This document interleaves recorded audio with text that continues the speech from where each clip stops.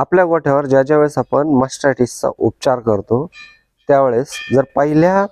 दिवशीच्या उपचारामध्ये दुसऱ्या दिवशी 50%पेक्षा जास्त जर आपल्याला फरक जाणवला नाही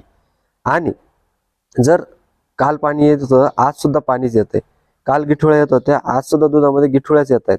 असं जर होत असेल तर मग मित्रांनो दुसऱ्या दिवशीचा उपचार करण्यापूर्वी दुधाचा सॅम्पल घ्यायला विसरू नका आणि हा सॅम्पल लॅबोरेटरीमध्ये ज्या काही आपल्याकडे लॅब आहेत त्यांच्याकडे पाठवून अँटीबायोटिक सेन्सिटिव्हिटी करणं गरजेचं आहे।